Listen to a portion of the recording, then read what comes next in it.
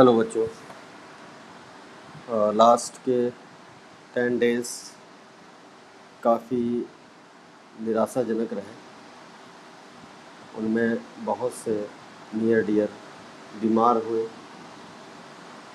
Positive बात है, उनमें से मोस्टली आ गए हैं और कुछ लोगों का निधन हुआ है।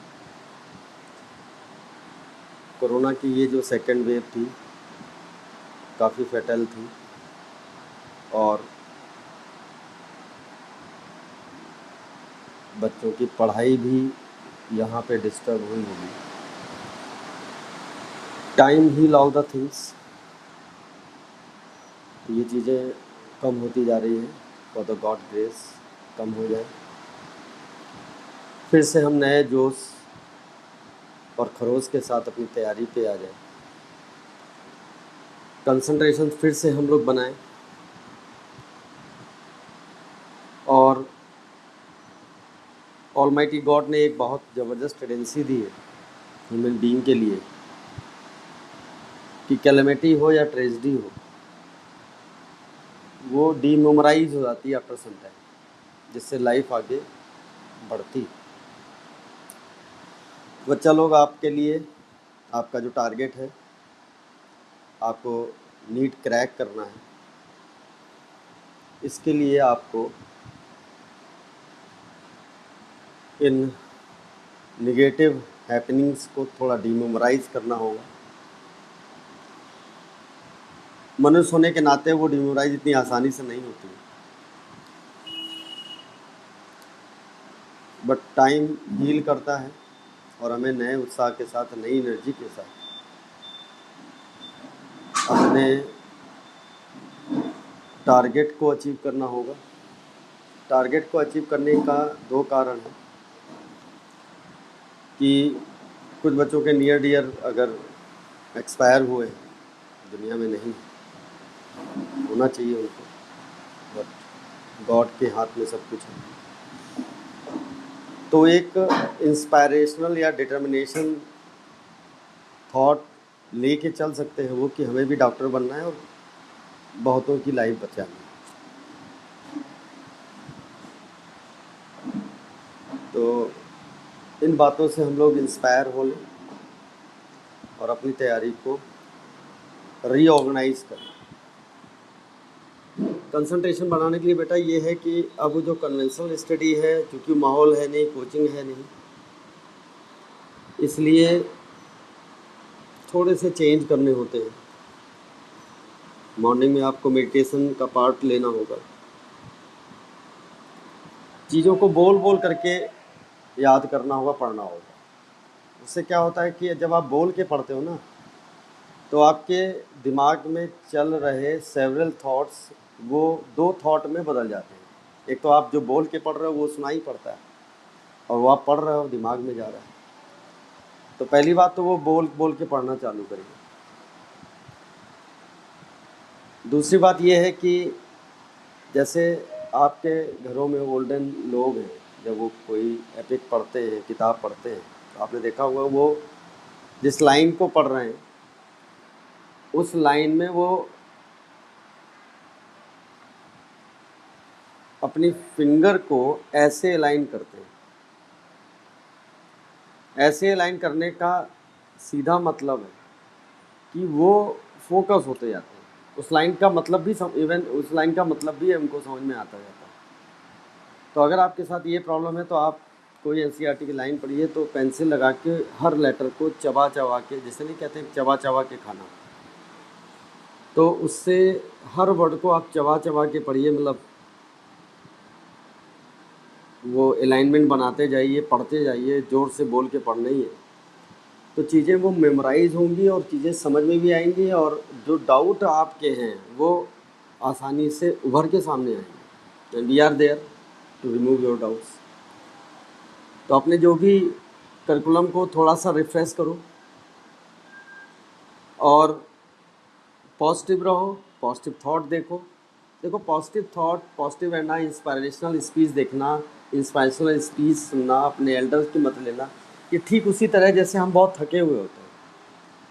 वी आर वेरी टायर्ड और आप थकने के बाद तुरंत नहा लीजिए, देखिए आपको एनर्जी आती रहेगी, आपकी सारी थकान दूर हो जाएगी। सुबह नहाइए, शाम को नहाइए, तो आपका जो बॉडी है, ह्यूमन बॉडी है, वो रीजनरेट होता है, अपने आप की नई एनर्जी के लेवल पे ले जाता है। तो इंस्पायरेशनल स्पीच या पॉजिटिव थॉट्स या आपका इवन म्यूज़िक, ये सब जस्ट इक्विवेलेंट टू योर, जैसे आप नहाते हो उसी तरह का है।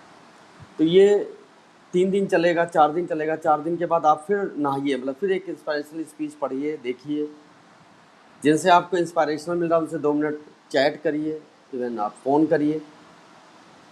तो उससे लाइफ के जो बुझे हुए सेगमेंट्स हैं वो नलीफाई होते हैं और आप जंप लगाते जाते हैं। तो फिर से रीऑर्गेनाइज करने की ज़रूरत है। होप सो कि आप लोग रीऑर्गेनाइज करोगे,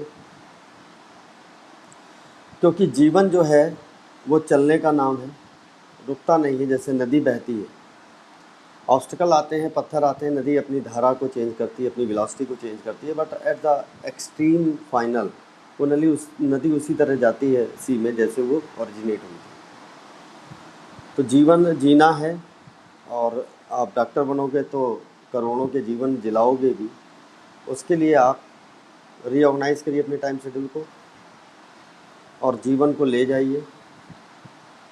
नियर डियर जो बिछड़ गए हैं उनकी याद रखिए, अगर वो